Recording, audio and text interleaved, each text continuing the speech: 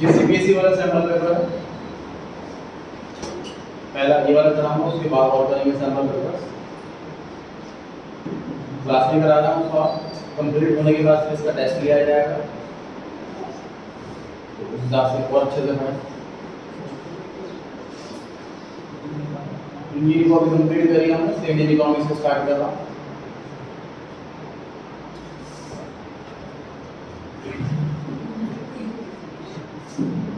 पहला question, identify which of the following indicates the adverse impact of British rule.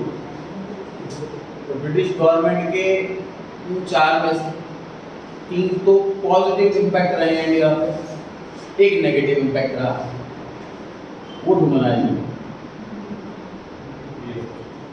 जी। हम क्या लगता है, पहले वाला पॉइंट बताएं, कम्युनिकेशन नेटवर्क को इंट्रोड्यूस करा, कम्युनिकेट कर सकते हैं दूसरे से इजीली, इंट्रोड्यूस करा, ये पॉजिटिव है कि नेगेटिव?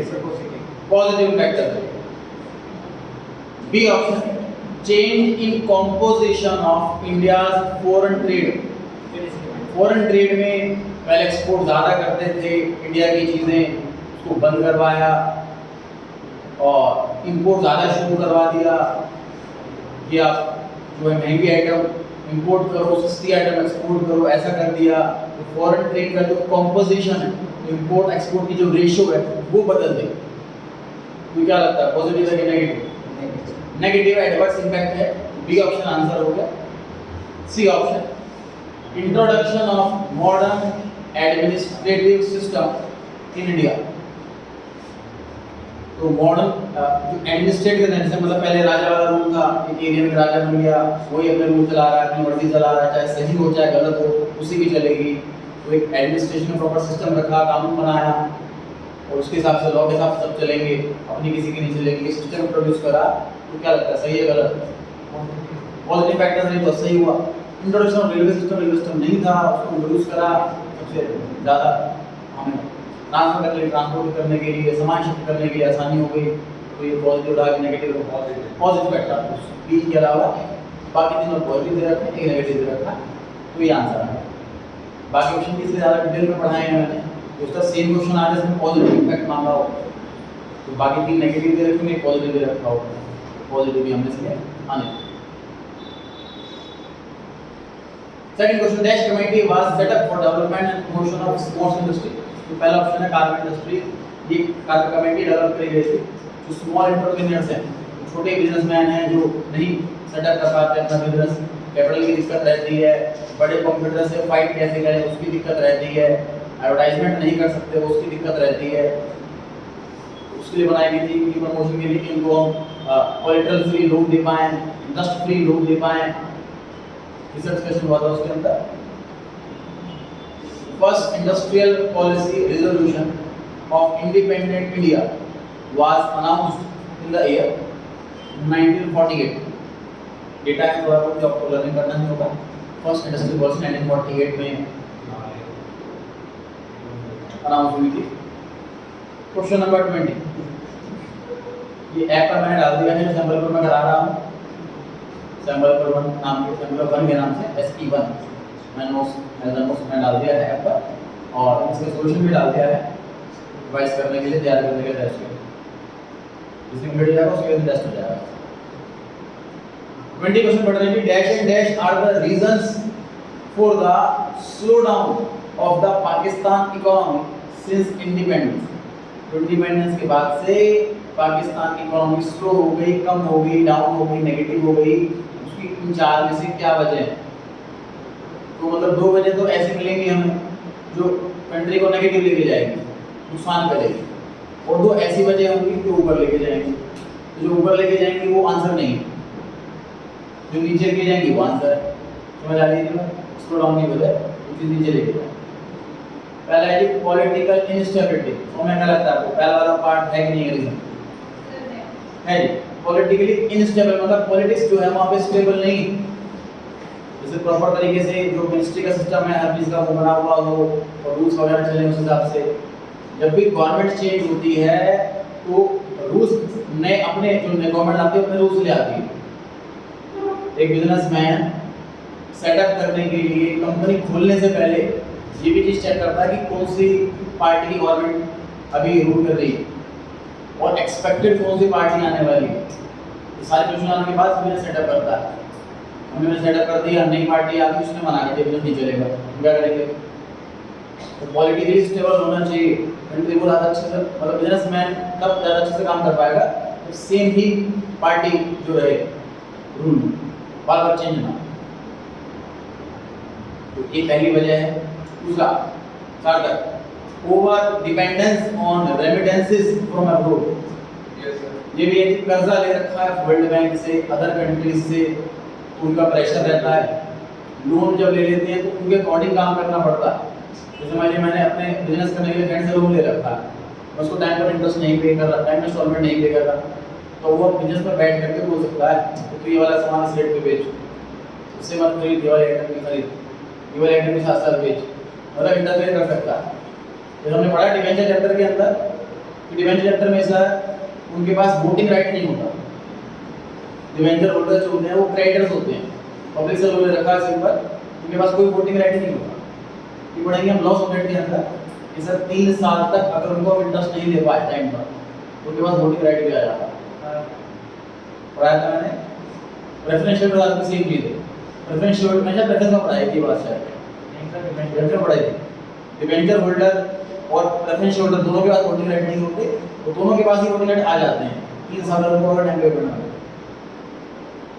तो ओवर डिपेंडेंट हो गए इन पर, उनके साथ रिकॉर्डिंग करनी पड़ेगी, ज़्यादा इंटरेस्ट करे, मान लो वो इंटरेस्ट दे नहीं पा रहे हैं और वो कहता है इंटरेस्ट 12 के लिए 15% है अगले साल, 15 लोन चुका मानना पड़ेगा 12 के लिए 15। ये एक नेगेटिव इम्पैक्ट होगा स्लो डाउन के लिए। Third point stable performance of agriculture. Agriculture की परफॉर्मेंस बड़ी स्टेबल रहेगी। तो ये रीज़न नहीं ना स्लो डाउन का, ये स्लो डाउन का रीज़न बहुत अच्छी चीज़ है ना कंपेयर करने के लिए। थर्ड वाला आंसर नहीं होना था। For growth of service sector ये भी पॉजिटिव इम्पैक्ट हुआ सर कंपनी का स्लो डाउन न्यू इंक्रीज। तो थर्ड और फोर्थ को सर पॉजिटिव इम्पैक्ट है, सिर्फ फर्स्ट और सेकंड नेगेटिव इम्पैक्ट है। तो फर्स्ट और सेकंड का ए ऑप्शन आंसर आ गया। GLF ग्रेट लीप फॉरवर्ड, इसकी शॉर्ट फॉर्म दे रखी है क्वेश्चन के अंदर, C option great leap forward with respect to people's of republic China.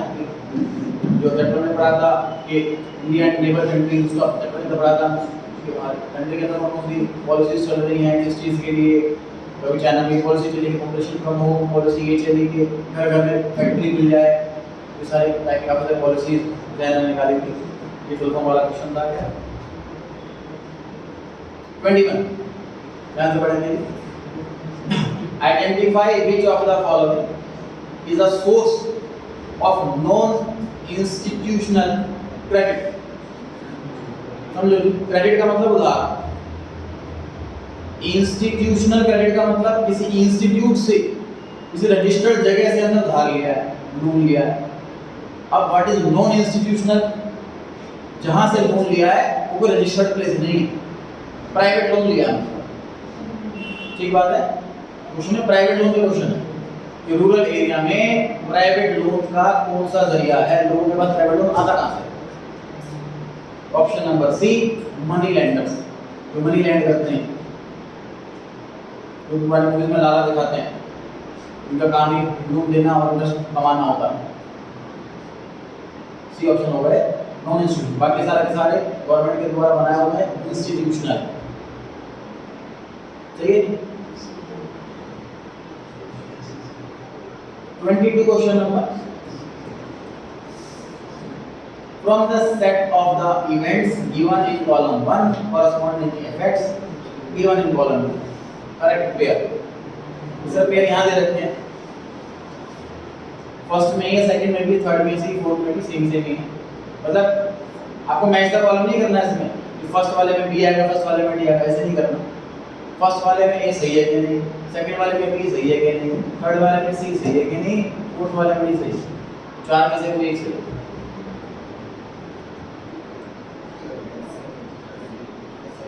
Second वाला है setting up special economic zone SCZ बनाने से इन्वेस्टर्स अट्रैक्ट होते हैं, लिखा हुआ है to attract foreign direct investment. China जैसे बोल देगा कि ये वाला एरिया हमारा SEZ है, यहाँ पर बिजनेस खोल लो, कोई टैक्स नहीं देना, उससे फॉरेनर्स यहाँ पर आके इन्वेस्टमेंट करना चालू कर देंगे। फॉरेन डायरेक्ट इन्वेस्टमेंट को अट्रैक्ट करने के लिए SEZ बनाया गया। तो ये बात 23 on the job training. On the job training क्या है मतलब? फिर तो होता है कि जॉब से पहले हम लर्निंग ले रहे हैं, कोर्स कर रहे हैं, ट्रेनिंग ले रहे हैं ताकि इंटरव्यू अच्छे से हो पाए, जॉब अच्छे से कर पाए। ऑन द जॉब ट्रेनिंग का मतलब क्या है कि हम जॉब कर रहे हैं और हमारा बॉस हमें और बेटर परफॉर्म करने के लिए ट्रेनिंग दे रहा है, या फिर कुछ मशीनरी ऐसी है जो हमारी कंपनी में नहीं होती। फॉर एग्जांपल मैंने मान लीजिए अकाउंटिंग का कोर्स कर लिया, किसी अकाउंट ग्रेजुएशन कर ली बेसिक लेवल की, सपोज किसी शॉप में जॉब लगी, सपोज रिलायंस फ्रेश में जॉब लगी, तो उसमें भी जो बिलिंग का जो सिस्टम है वो ऐसा नहीं है कि जो कोर्स में सिखाया गया होगा, उनका सेपरेट सिस्टम है।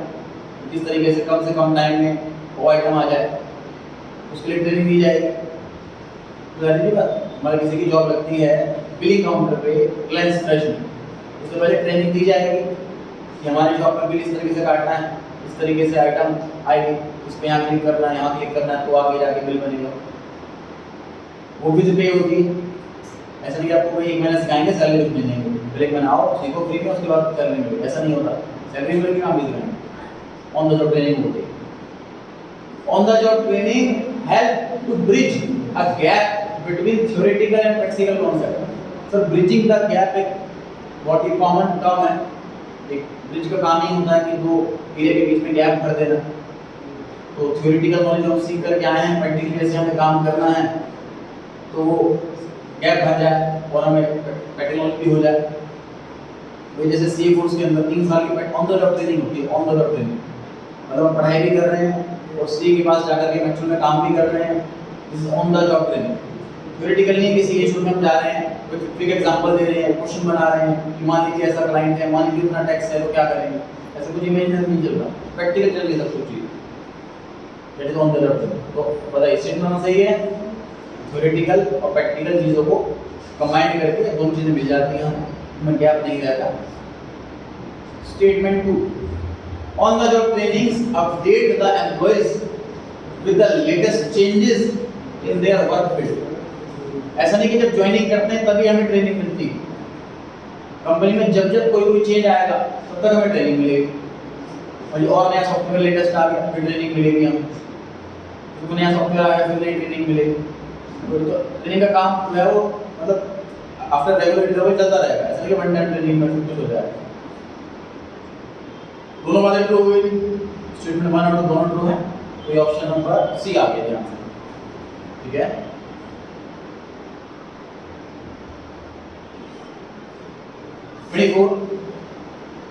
both India and Pakistan initiated their economic reforms without any external pressure। मतलब फॉरेन कंट्री का कोई भी प्रेशर नहीं था, किसी का कोई कर्जा नहीं था, और तब इकोनॉमिक रिफॉर्म लाए। फॉल्स है जी, फॉरेन बैंक्स का लूट बढ़ गया था, वर्ल्ड बैंक का लूट बढ़ गया था, कंट्री बिकने वाली थी, इस सिचुएशन में पहुंच गई थी, तभी इकोनॉमिक रिफॉर्म लाए गए, चेंजेस लाए गए ताकि हमारी कंट्री में पैसा आए। स्टेटमेंट फॉल्स हो गई, एक्सटर्नल प्रेशर था। Second statement, Pakistan has successfully implemented the SEZ policy and reaped its benefits using export promotion policy. Pakistan भी एसेट पॉलिसी लेकर के आया, उसको बेनिफिट उठाया। सही है, एसेट पॉलिसी जो भी लेकर के आया उसको बेनिफिट ही हुआ। पहले वाली फॉल्स हो गई है, दूसरे वाली सही हो गई है, बी ऑप्शन आता है।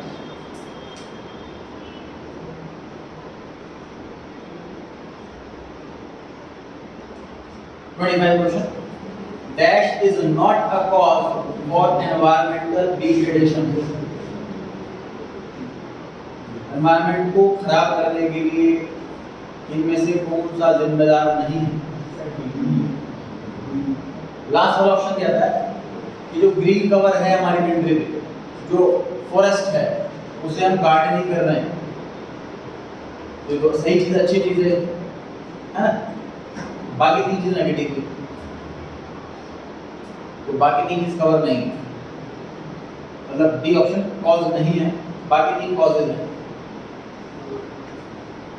वेस्ट मैनेजमेंट, मतलब हम वेस्ट मैनेजमेंट एक ऐसा वर्ड है पॉजिटिव नेगेटिव दोनों टर्म्स में आ सकता है कि वेस्ट को हम अच्छे से मैनेज कर पा रहे हैं तो पॉजिटिव सेंस में, वेस्ट को मैनेज नहीं कर पा रहे तो नेगेटिव सेंस में, और डी और सी तो नेगेटिव सेंस में। तो ए बी सी तीनों कॉजेज हैं, डी कॉजेज नहीं। डी ऑप्शन नहीं होता तो ए टिक कर सकते हैं कि हम वेस्ट को मैनेज कर रहे हैं तो हम निगेट नहीं कर रहे हैं, डी नहीं होता तो ए टिक कर सकते हैं। कौन सी स्ट्रेटजी नहीं है सस्टेनेबल डेवलपमेंट में? थर्मल पावर, जो कोयले से बिजली बन रही है, तो कोयला जो है वो नॉन रिन्यूएबल रिसोर्स है, तो वो खत्म नहीं होना चाहिए, इसलिए सी ऑप्शन जो है वो स्ट्रेटजी नहीं है।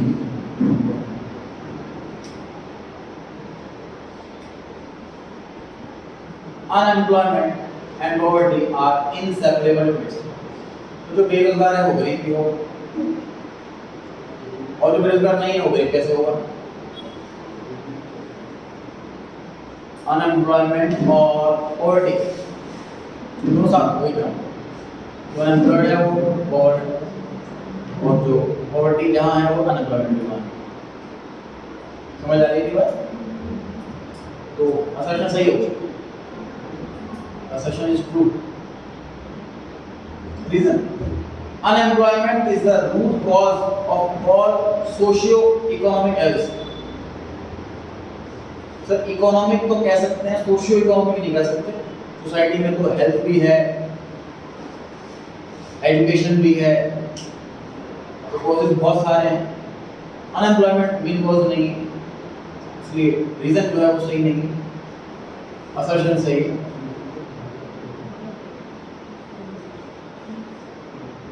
सी ऑप्शन आंसर हो गया, असर्शन सही है, रीजन सही नहीं।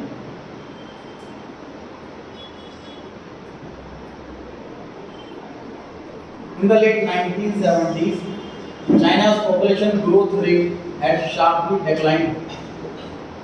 उस टाइम वो वन चाइल्ड वाली पॉलिसी लेकर के आ गए, एक ही बच्चा होना चाहिए सभी का, उस वजह से उनकी काफ़ी ज़्यादा हाई स्पीड में पॉपुलेशन डाउन हुई थी।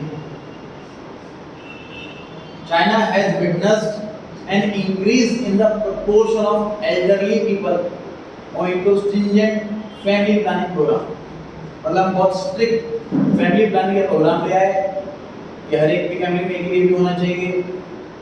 तो अब बच्चे तो कम हो गए कंट्री के अंदर, बहुत कम हो रहे हैं, तो एजड लोग ज़्यादा हो गए, एल्डरली प्रपोर्शन जो है वो एल्डरली पीपल का ज़्यादा हो गया प्रीवियस टाइम के मुकाबले। से पहले प्रपोर्शन वो इक्वल था, एल्डर यंग और चिल्ड्रन में प्रपोर्शन से बहुत पहले इक्वल था, तो बच्चों वाला कम हो गया तो उनमें बाकी बढ़ जाएगा ऑटोमेटिकली। तो ए ऑप्शन आंसर आ गया इसके अंदर, ये असर्शन तो सही है और इधर से करेक्ट एक्सप्लेनेशन दे रहा कि भाई इसी वजह से प्रोग्राम आए, फैमिली प्रोग्राम ऐसे डेवलपिंग पॉपुलेशन होगी, ठीक है।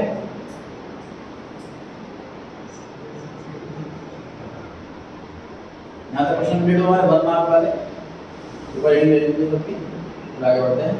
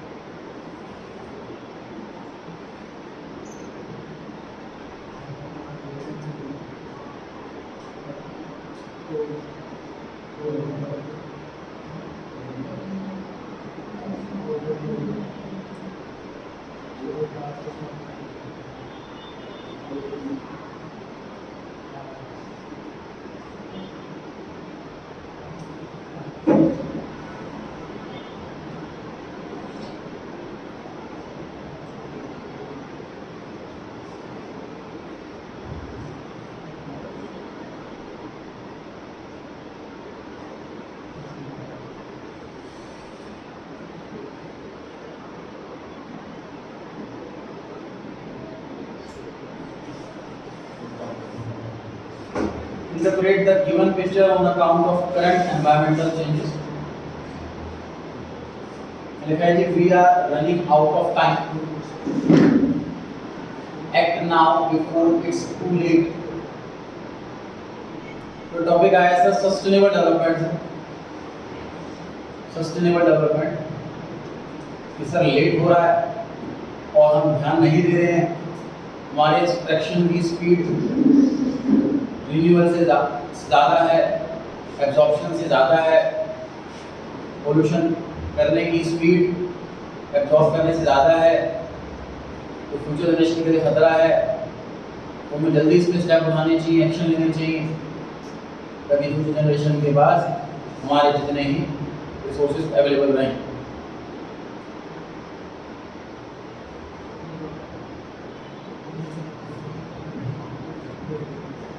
आंसर पढ़ रहे हैं जिसका द गिवन इमेज 28 वाला आंसर.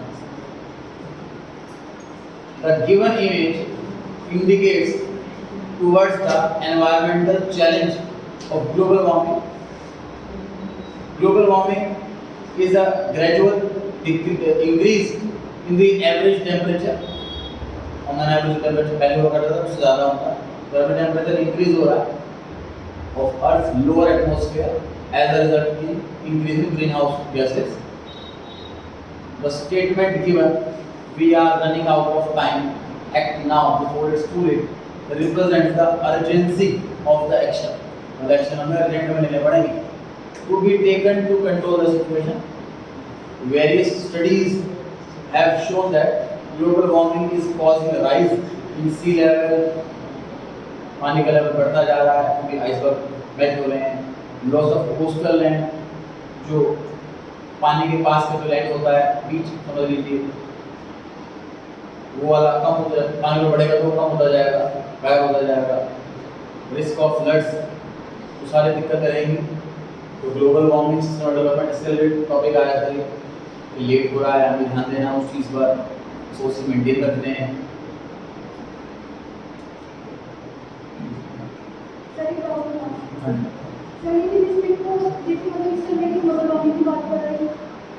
मतलब सस्टेनेबल जैसे ऐसे कुछ नहीं है इसमें ग्लोबल वार्मिंग वाला ही आंसर लिखना. सस्टेनेबल डेवलपमेंट से रिलेटेड है, उससे कोई भी आंसर लिख सकता है. इसमें वो भी तो आ सकता है लाइक सी लेवल. हाँ तो इतना बड़ा टॉपिक है, एस्केलेशन वाला सेवल पढ़ रहा है बस. उसमें एक्सप्रेशन क्या है ना, वो टॉपिक चूज करना पड़ेगा. 29 पढ़ रहे हैं. दो क्वेश्चन है इसके. डिफेंड और रिफ्यूट. डिफेंड मतलब इसके फेवर में बोलिए, रिफ्यूट मतलब इसके अगेंस्ट में बोलिए, इसे गलत प्रूव कीजिए. रिफ्यूट मतलब इसे गलत प्रूव करना, डिफेंड मतलब इसको सही प्रूव करना. The following statement: This guy's unemployment is a common form of unemployment in rural India. कौन सी अनएम्प्लॉयमेंट होती है सर? यहाँ पर जितनी रिक्वायरमेंट है उससे ज़्यादा लोग काम कर रहे हैं, तो जो ज़्यादा लोगों का वाला जो काम है उसका आउटपुट मतलब काम करें या ना करें तो फर्क नहीं पड़ेगा. दुकान पर मान लीजिए 2 लोगों की नीड है, सपोज 3 भाई, तीसरा तीनों बैठे हैं वहाँ पर, तो थर्ड पर्सन की जो है वो आउटपुट 0 है. ऐसी एम्प्लॉयमेंट होती है. ये लिखा हुआ है क्वेश्चन में कि ये रूरल वाले में काफ़ी ज़्यादा, रूरल एरिया के अंदर फार्मिंग ज़्यादा होती है। फार्मिंग में तो भैया मतलब डैडी की ज़मीन है, उसके सारे बच्चे खेती करेंगे सब, चाहे रिक्वायरमेंट 2 की है चाहे 3 की, सभी लोग खेती करेंगे। मतलब उनका main source of income only source of income वही रहता है। रूरल एरिया में ज़्यादा होता है, सही है बात, उसके डिफेंड में बोलेंगे। पढ़ रहे हैं answer? The given statement is true. जो अनएम्प्लॉयमेंट है कि ऐसी सिचुएशन है जहाँ मार्जिनल प्रोडक्टिविटी, मार्जिनल कब बोलते हैं सर, कब यूज करते हैं मार्जिनल? टोटल में चेंज या एडिशनल भी सही, टोटल वाले में change. Additional productivity of labour is 0, extra बंदे लगे हुए हैं, उससे कुछ भी आउट नहीं निकलता। In India this situation is often witnessed as farming is more of a family affair rural area. Rural area के अंदर फैमिली का ही बिजनेस चल रहा होता है फार्मिंग का, and most of the members are generally engaged on the farms without any direct contribution to the production process. Direct कोई contribution नहीं होता, बस साथ में है, इसने काम कर लिया, दूसरे ने काम कर लिया, सेम काम दूसरे ने कर रहे हैं। This problem persists in rural India due to lesser availability of job. गाँव में ज़्यादा जॉब ही नहीं किसी चीज़ के लिए, तो लोग उसी में काम में लगे रहते हैं। ट्रू वही स्टेटमेंट यहाँ पर हमने पहले एम्प्लॉयमेंट एक्सप्लेन करी है रूरल एरिया के अंदर फार्मिंग के एग्जांपल के साथ। फर्स्ट क्वेश्चन के अंदर critically evaluate the role of rural banking system in the process of rural development in India. Question क्या कह रहा है कि गांव में बैंक खोलने के बारे में बताओ। रूरल बैंकिंग सिस्टम और जो डेवलपमेंट के प्रोसेस में पार्ट है। अब तो मैं तो रोल बोला हुआ है, एडवांटेज डिसएडवांटेज नहीं बोले हुए, तो हम किसी भी एंगल से बता सकते हैं या दोनों चीज़ें एक्सप्लेन कर सकते हैं कि वहाँ पे खोलने के पॉजिटिव क्या हुआ, वहाँ खोलने का नेगेटिव क्या हुआ, या फिर वहाँ खोलने के कॉन्सिक्वेंसेस क्या हुआ, एक्चुअल कॉन्सिक्वेंसेस, चाहे वो पॉजिटिव या नेगेटिव। गाँव में बैंक खोलने के क्या कॉन्सिक्वेंसेस हुए, क्या रूल है उसका डिस्कस करना है, इसका क्वेश्चन है आंसर।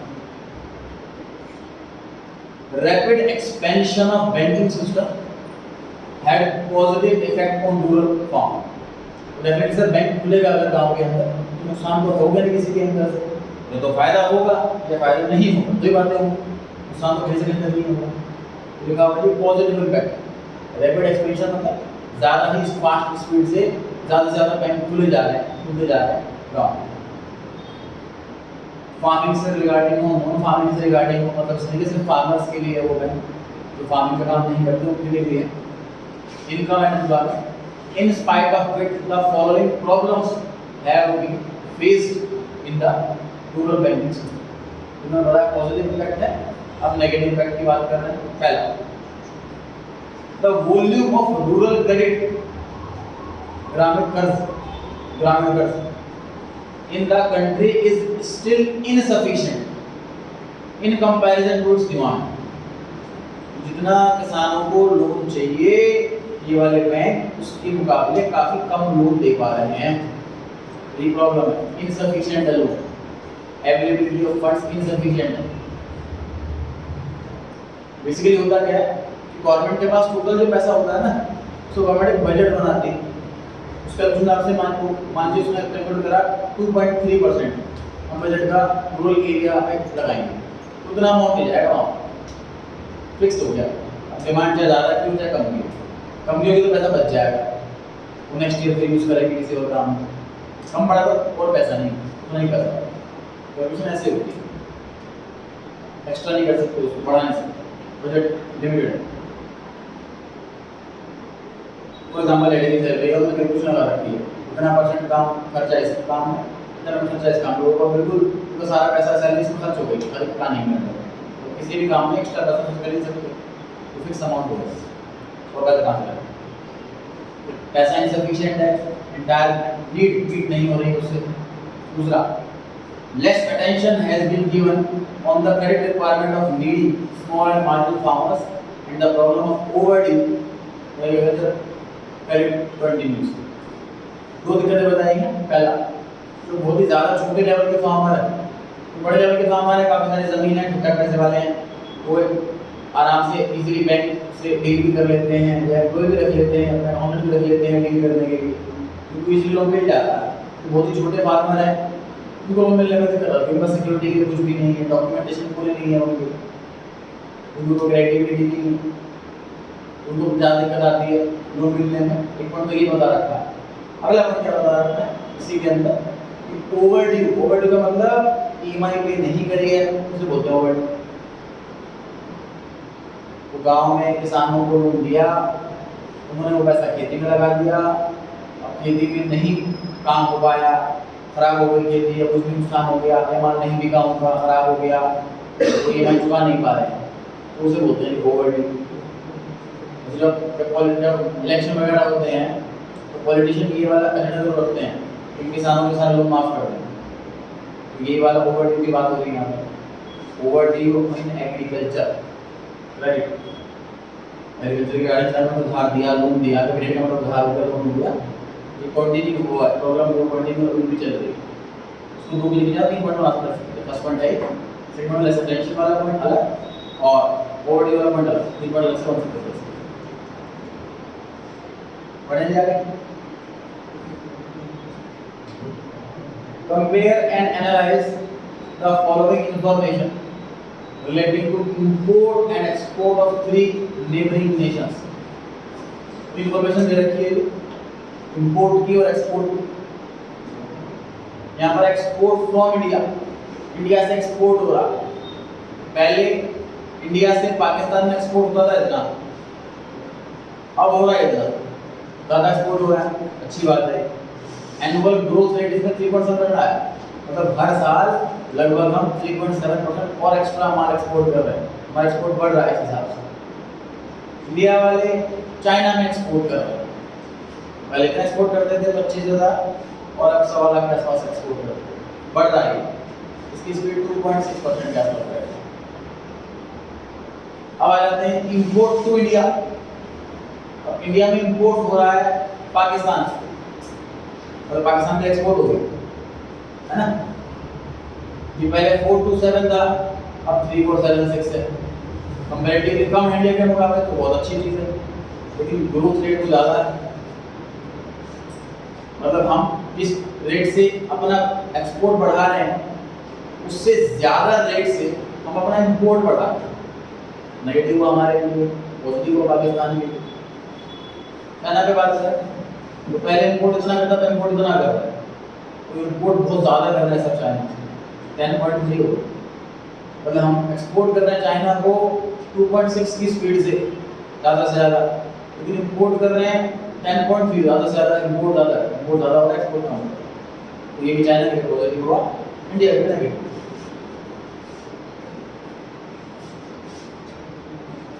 एक्सप्लेनेशन देख रहे हैं इसका। The above table shows that the given periods in the given period export from India to Pakistan have increased 3.7% के रेट से, एक्सपोर्ट बढ़ा है 3.7% के रेट से, चाइना का बढ़ा है 2.6% के रेट से। On the other hand India का इंपोर्ट जो है वो 10.3 के रेट से बढ़ रहा है चाइना से, इंडिया को चाइना से कर रहा है, तो हर साल 10% एक्स्ट्रा मंगा रहा था। इस साल माल मंगाया 100 करोड़ का, अगले साल 10 करोड़, अगले साल 121 करोड़, तो इस रेट से बढ़ रहा है एक्सपोर्ट का level. The corresponding figure with Pakistan witnessed an average of 5.1, ये पाकिस्तान में एक्सपोर्ट हो गया। The situation indicates that Indian imports from China are too high in comparison to export to China।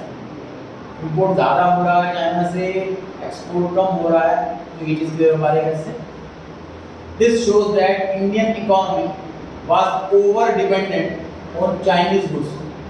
India की कंट्री के लोग Chinese goods पे ज़्यादा dependent हैं, ज़्यादा इंपोर्ट कर रहे हैं। Whereas in case of Pakistan, gap is quite narrow, which may be due to various reasons। और जो गैप चाइना के साथ है इम्पोर्ट एक्सपोर्ट के रेशियो का डिफरेंस, पाकिस्तान वाले में हालांकि कम है बट है negative.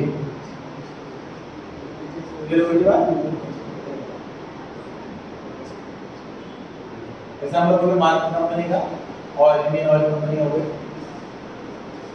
Land ceiling promotes equity. Land ceiling क्या है सर? लैंड पे लिमिट लगा देना, मतलब पहले इसके पास बहुत ज़्यादा ज़मीन है, किसी के पास है ही नहीं, किसी के पास बहुत कम है, गवर्नमेंट ने क्या कर दिया, एक लिमिट मान दी, इससे ज़्यादा ज़मीन किसी के पास अगर हुई तो गवर्नमेंट है, इससे ज़्यादा ज़मीन को रख नहीं सकता, गवर्नमेंट एक्वायर कर लेती है उससे, तो वो गरीबों में डिस्ट्रीब्यूट कर देती है। क्वेश्चन में लिखा है कि लैंड सीलिंग प्रमोट करता है इक्विटी। इक्विटी मतलब ओनरशिप, सभी के पास ओनरशिप होगी खुद की, तो लैंड सीलिंग इक्विटी प्रमोट करता है। पढ़ते हैं ध्यान से। Land ceiling means fixing the maximum size of land. इससे ज़्यादा लैंड एक बंदा अपने नाम पे नहीं रह सकता, which could be owned by an individual, beyond which it would be taken over by the government. अगर उससे ज़्यादा एरिया हुआ तो गवर्नमेंट एक्वायर कर लेगी, and would be allotted to landless and small farmers. जिनके पास लैंड नहीं है, जो छोटे फार्मर्स हैं जिनके पास खेती करने के लिए बहुत कम जगह है या जगह नहीं है, उनको बांट देगी उसमें। The purpose of land ceiling was to reduce the concentration of land ownership. Concentration का मतलब एक ही जगह पर फोकस हो जाना, तो लैंड की ओनरशिप एक दो जगहों में ही चली गई, मतलब कुछ लोगों के पास ही सारी जगह in few hands and promote equity. Equity promote हो इसके लिए, ओनरशिप प्रमोट हो इसके लिए लैंड सीलिंग वाला कॉन्सेप्ट लेकर आया। इसी का सेकंड पार्ट है, discuss briefly how institutional reforms, land reforms have played a significant role in transforming Indian agriculture. क्या क्या लैंड रिफॉर्म लेकर क्या है कि हमारा जो एग्रीकल्चर है वो बेटर हुआ है, पहले से ट्रांसफॉर्म हुआ, चेंज हुआ अच्छा खासा।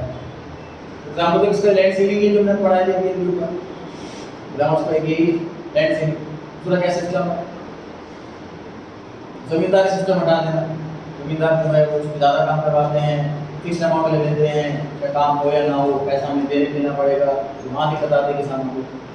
तो जिस काम सिंपल सी बात है, बिजनेसमैन क्या करता है, बिजनेसमैन को पता है अगर मैं ऐसी जगह पैसा लगा रहा हूँ तो 100% सेफ है, ना के बराबर रिस्क, वो भी लोन लेता है, और ज़रा से 10 देगा 7 खा जाएगा। बिजनेसमैन को भी लेकिन पता है कि मैं ऐसी जगह पैसा लगा रहा हूँ पूरा रिस्क है, तो बिजनेसमैन लोन नहीं लेता, वो शेयर इशू करता है, शेयर रिस्क बढ़ता है। ऐसा ही किसान भी चाहता है, वो चाह रहा है कि भैया मैं जब भी खेती करूँगा मुझे पता है तो भैया रिस्क वाली चीज़, फ्लड आ जाए कुछ आ जाए सारी खेती खराब हो जाएगी, माल नहीं बिका तो दिक्कत, रिस्क वाली चीज़, तो उसको फिक्स इंटरेस्ट नहीं होना चाहिए, उसको फिक्स रेंट देना चाहिए, वो नहीं होना चाहिए।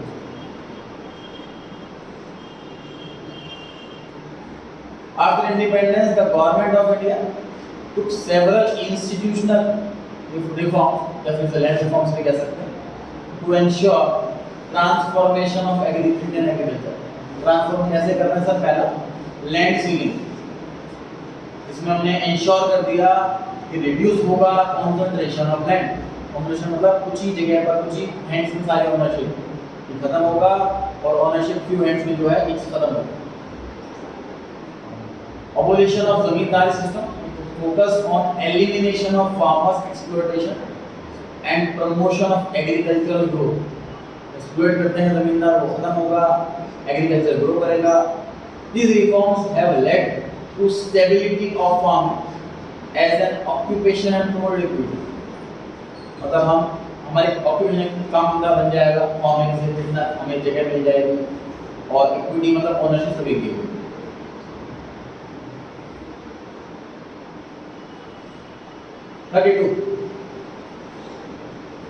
ट्रू फॉल्स वाला क्वेश्चन है सर, रीजन के साथ।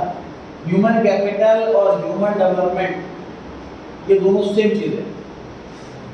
क्योंकि कैपिटल मतलब जो पूंजी बिजनेसमैन लगाता है बिजनेस के अंदर, अब ह्यूमन कैपिटल का मतलब एम्प्लॉइज हो गया, एम्प्लॉइज लगा रहा है, तो ह्यूमन कैपिटल से तो मतलब वर्कर से मतलब कितना वर्कर जो फैक्ट्री के अंदर काम करे, this is human capital.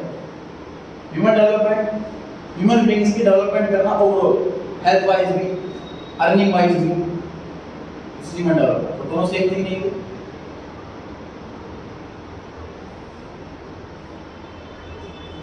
The given statement is not true to the perfection.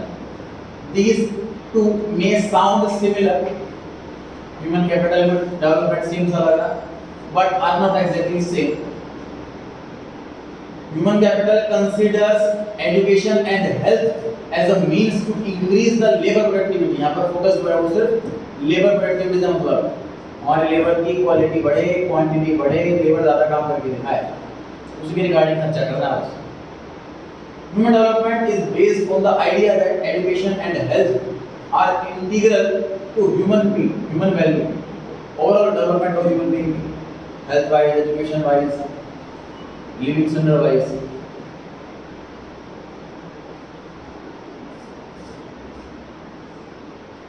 B1.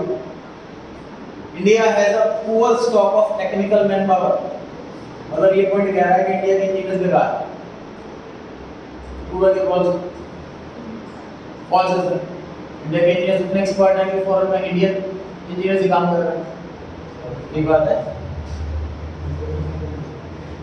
The given statement is not true. India has a rich stock of scientific and technical manpower in the world, not only in India, in the world.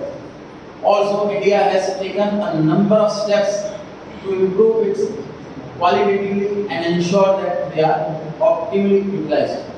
Quality बढ़ती रहे, इसके on the job training भी चलती रहती है, अपने काम को बेस्ट तरीके से यूटिलाइज कर पाएं, टाइम को, स्किल्स को, इसके लिए अपॉर्चुनिटीज काफ़ी हैं। इनसे बढ़िया में इंडिया के बाद इंडिया के अंदर की क्वेश्चन पूछी भी, बस इंडियन की बात डिस्कस कर रखी है। इंडियन लोग टेक्निकल वाले स्किल लगे नहीं हैं, यस हैं।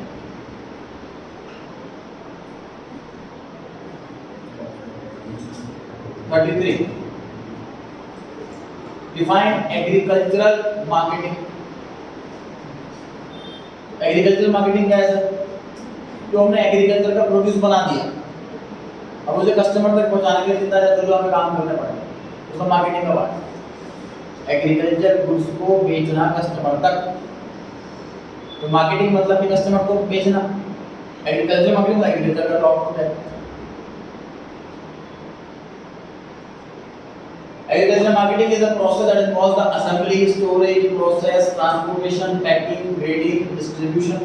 Grading मतलब वही जैसे साधारण से ग्रेड ए ग्रेड बी से सबसे वाला देता है ना कि ये वाला 40 रुपए किलो वाला 30 रुपए किलो, ग्रेडिंग है वो ग्रेडिंग सिस्टम क्वालिटी वाइज। ये सारे काम grading, distribution of different agricultural commodities across the country, customer तक पहुंचाना, सारे स्टेप आ गए। असेंबल करना हो, स्टोर करना हो, ट्रांसपोर्ट करना हो, सारा मार्केटिंग का पार्ट है, कस्टमर तक पहुंचाना। If we discuss the importance of micro credit program in rural development, गांव में उधार देना, माइक्रो क्रेडिट प्रोग्राम, छोटा लोन देना, छोटा उधार देना गांव में, ये पॉइंट डिस्कशन किया जा रहा है। Self help groups have emerged to fill the gap in the formal credit system in India.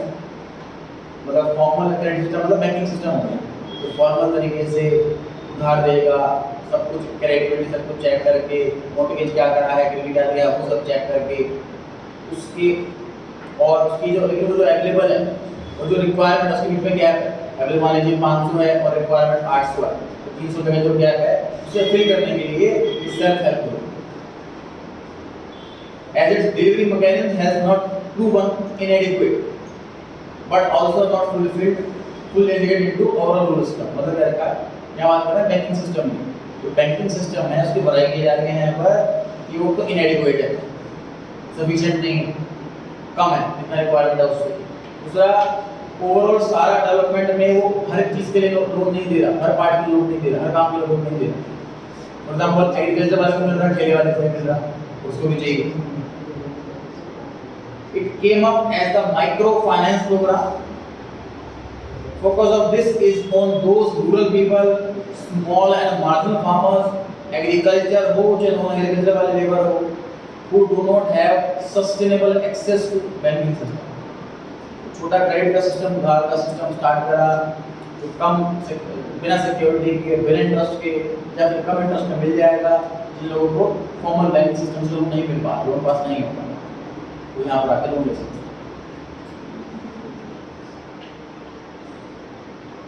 See point. Enlist any two problems faced by farmers in the initial years of organic farm.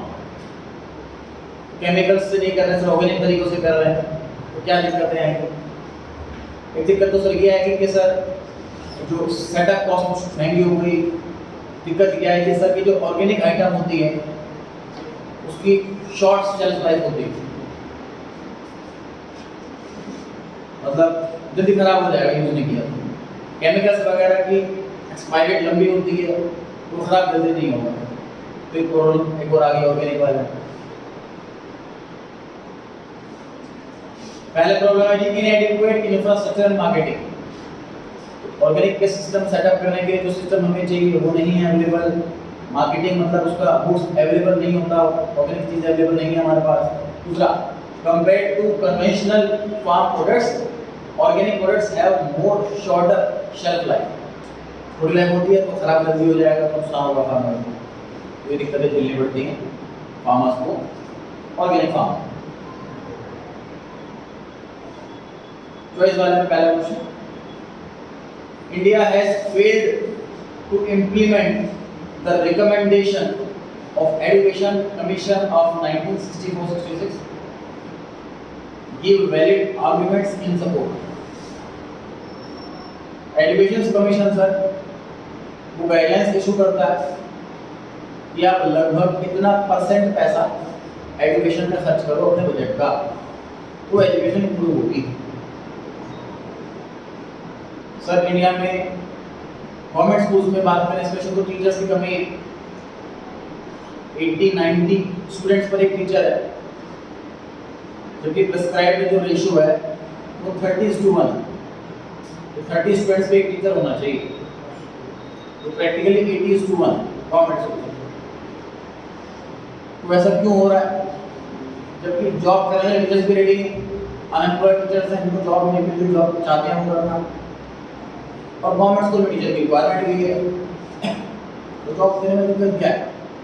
दिक्कत है funds, पैसा limited है, और job देने के teachers को तो पैसा कहाँ से लाएंगे? तो बजट का एक प्रिस्क्राइब्ड परसेंटेज वो डिफाइन कर देते हैं बजट में, तो उतना ही पैसा बचता है।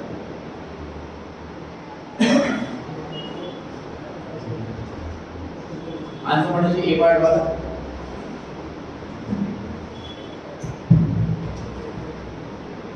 The given statement is appropriate, सही लिखा हुआ बिल्कुल। Over the years, India has not been able to raise educational standards to the desired level. इस लेवल तक पहुंचाना था, उस लेवल तक नहीं पहुंचा पा रहा है।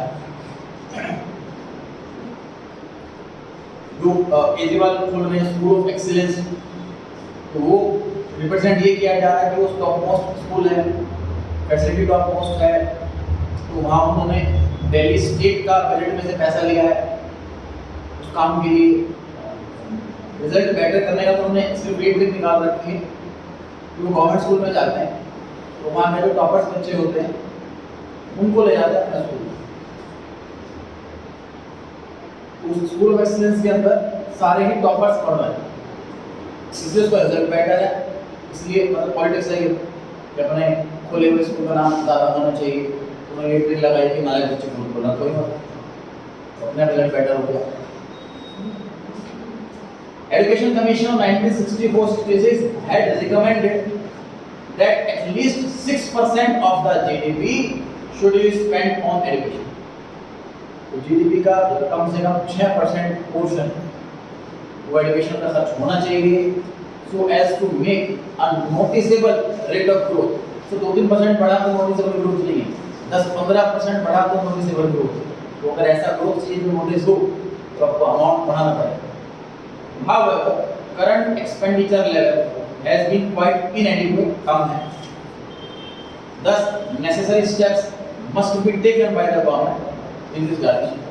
ये बताया हुआ एजुकेशन सिस्टम में जो स्टेप्स नहीं उठाए वो उठाने चाहिए। Next, casual wage work. Regular होता है, उसमें जॉब लगी हुई कॉमन है। कैजुअल मतलब कभी काम मिला कभी नहीं मिला। This is the major source of employment in the rural India. Defend और रिफ्यूज द रिवर सेटलमेंट, उसमें तो मैक्सिमम फार्मिंग में लगे हुए हैं, कैजुअल में नहीं लगे हुए रूरल में। ये वाली कैजुअल वाली बात अर्बन में चलेगी कि अर्बन एरिया में मैक्सिमम लोग कैजुअल बेसिस पर हैं, फिक्स सैलरी नहीं है, फिक्स रेगुलर परमानेंट जॉब नहीं है, कभी भी निकाल सकते हैं। प्राइवेट में तो मेजॉरिटी में ऐसे ही है, इमरजेंसी निकाल दिया। तो अर्बन एरिया में तो एप्लीकेबल है ये बात, major source of employment casual, but rural में एप्लीकेबल नहीं, वहाँ पर फार्मिंग होती है। The given statement refuted मतलब इसके against में हम प्रूव करेंगे इसको। In rural areas, non-farm job opportunities are limited. जो फार्म से रिलेटेड ना हो, एग्रीकल्चर से रिलेटेड ना हो, ऐसी जॉब बहुत ही कम है। People generally do not show preference to acquire skill and training for non-farm occupation. मतलब क्या होता है कि बचपन से ही कोई खेती देखते आ रहा है डैडी की, उसी में जाके हाथ बढ़ाते हैं काम में, तो वो काम आता है। अब पढ़ाई लिखाई अगर नहीं करेंगे, अब कोई नया काम अगर करें तो उसमें नॉलेज लेनी पड़ेगी, पढ़ाई करनी पड़ेगी, ट्रेनिंग लेनी पड़ेगी, ये कंफर्ट जोन से बाहर जाना पड़ेगा। तो गांव में ये प्रेफर नहीं करते कंफर्ट जोन से बाहर जाना, फार्मिंग ही चूज कर लेते हैं। They prefer to stay on family farms and fields as self employed. Self employed वाली कैटेगरी के अंदर आ जाते हैं, वो कैजुअल लेबर के अंदर नहीं आते। ठीक है, ये 28 क्वेश्चन और